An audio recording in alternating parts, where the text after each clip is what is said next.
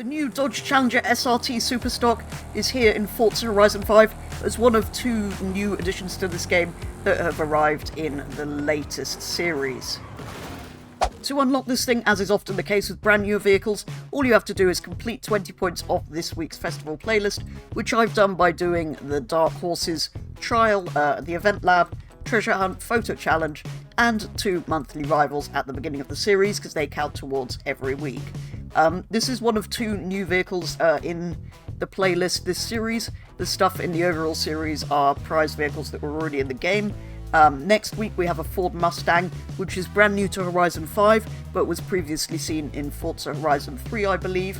Then in winter and spring, we see some cars that were previously in the game in playlists and hard to find kind of places.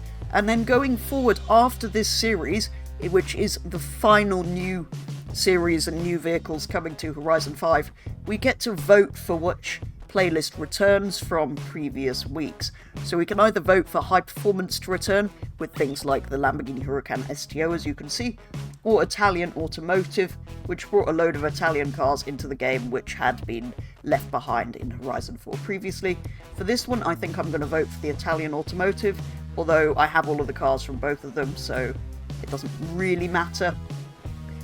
Speaking of voting, we also have the Backstage Pass over in the Cars tab, where we can vote for new vehicles to be added.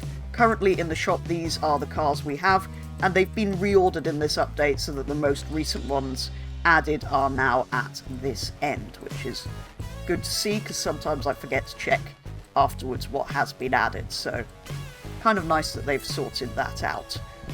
For voting for what to add next week, we have a Dark Horse and a Continental, or a Cadillac and a Belvedere.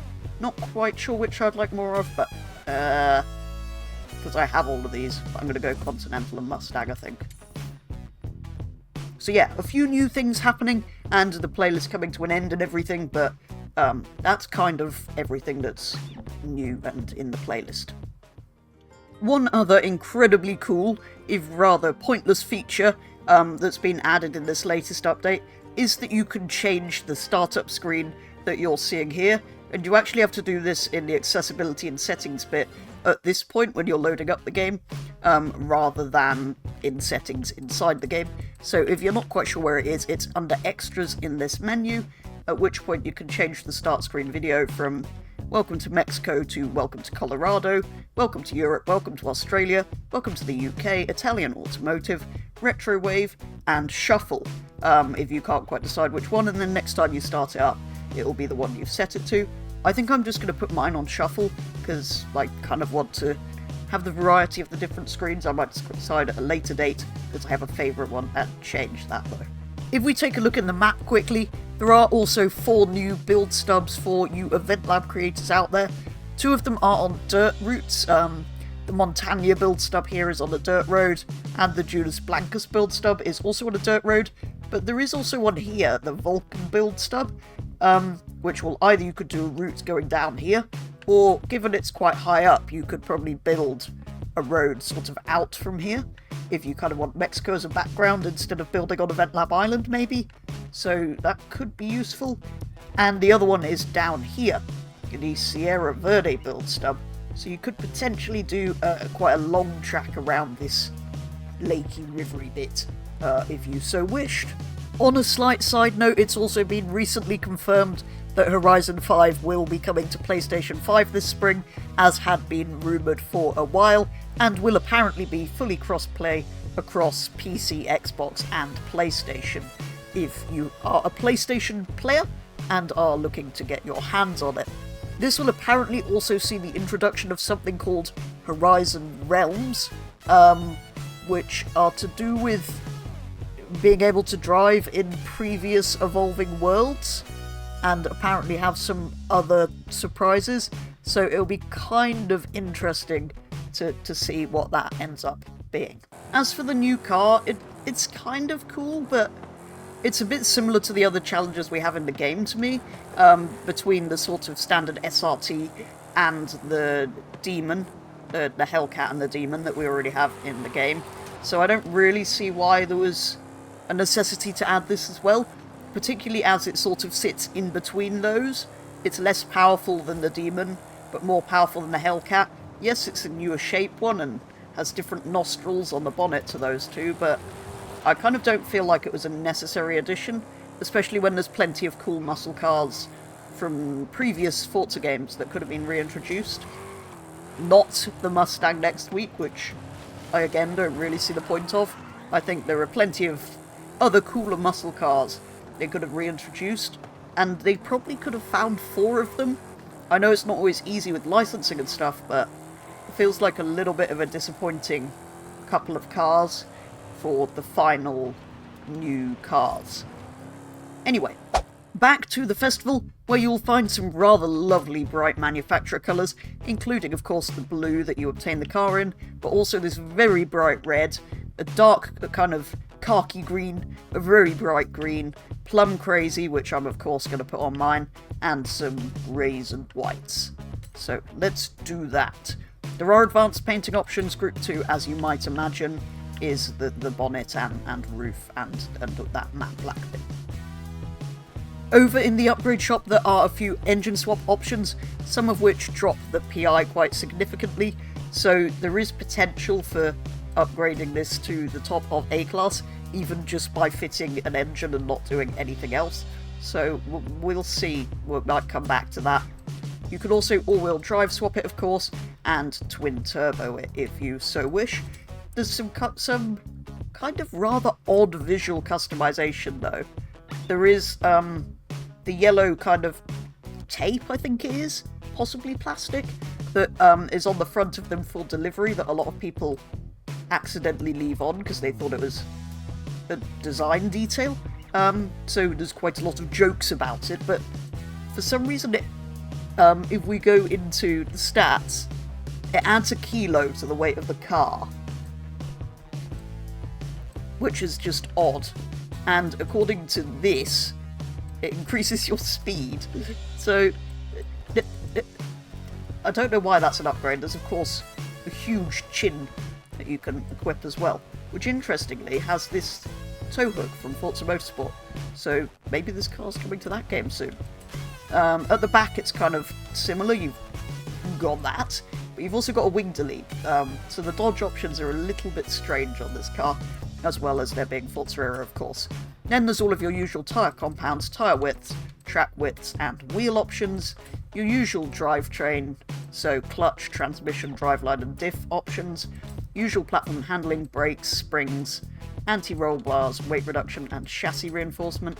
If we take as much weight as we can out, it does drop it from over 2 tons to just over 1.5, but it's still quite a heavy machine. And then there's all of your usual power upgrades. As we had discovered that the Dodge could easily drop into A-Class with just an engine swap, we decided to go in search of tunes that did this, but having no luck finding a decent tune, myself and Supertree each made our own, neither of us expecting this car to be great though. I foolishly left mine with less than 500 horses under the bonnet after its engine swap. I did though manage to install full weight reduction. With this done and some yellow calipers added to match the weird yellow strip on the front that I had equipped for some reason, we then headed into some Horizon Open. The first couple of races only contained us and an Integra. In the first one at the Lookout Circuit, the Honda, or Acura according to Forza, won the race. In the second one, the Dodges somehow both beat that Honda though. For the final race of the series, we ended up at the Los Jardines circuit with a few more cars out on track, finally, and somehow I managed to win this one out of all of the races. The car wasn't as awful as we thought it might be, but it wasn't exactly seeming fast. Even though this had been a full 3 races, we still headed into a second set. Somehow in the first race at the Los Jardines, I finished in second place.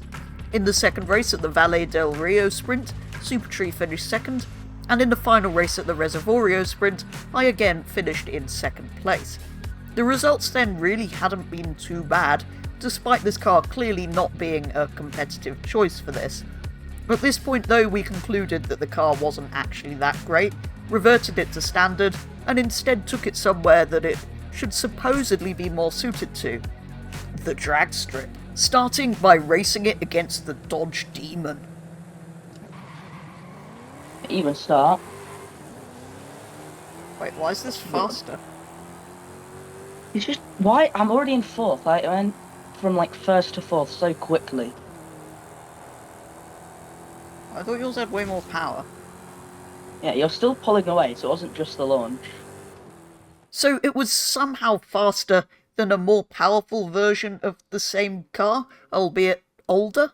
But what about if we put it up against something from a rival brand? The Ford Mustang. Oh, Oh yeah. Jesus. why is everything turning out with the opposite result to what I'm expecting? So the less power that you have, the faster your car is.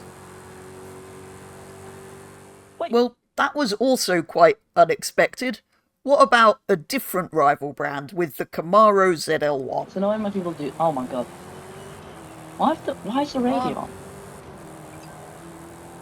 Oh, I'm pulling. Yeah, here you go. You're gone. Yeah. I don't think that was really that fair on the Camaro. The Porsche Chevrolet was a bit outclassed there. So what if we finally try it against a much more powerful Camaro, the Exorcist? Oh bloody hell! It just didn't go. That's fine. I had the right reaction time. It just didn't go. I think Oh, there we go. yeah, it doesn't Fine. really matter. Jesus Christ. I don't know what I expected, but I didn't expect this. Oh my god. That's what 200 horsepower does. And that brings an end to today's video, taking a very first look at the 2022 Dodge Challenger SRT Superstock here in Forza Horizon 5. I guess it's kind of a cool car. It just seems a little bit unnecessary adding it when we already have a Hellcat, but particularly when we already have a Demon, which is faster, it's kind of higher in the range than this. Yes, I know this is a newer one, so I kind of get it, but to me it's too similar to the other cars to warrant adding this as well when there's so many other muscle cars they could have introduced. There's some rather strange upgrades in the upgrade shop, including that yellow front strip, but it is good to see the Forza Motorsport tow hook thing added, even if it's not a huge improvement over the previous Forza Aero. Upgraded or downgraded to A-Class, unsurprisingly it's not very good. I don't think it would be particularly good in S1 or A, it's just too heavy to begin with, and yeah, I don't think it's ever going to perform particularly well at anything, but that's kind of that. So yeah, I have reversed it to standard, and now I've fixed those yellow brake calipers as well back to the red, and I'm probably going to leave it like that and, to be honest, not drive it again, which is kind of a shame, but there we go. As ever, do let me know your thoughts on this brand new addition to Forza Horizon 5, but for today's video that is going to be all, so thank you very much for watching, and I'll be back with the next one very soon.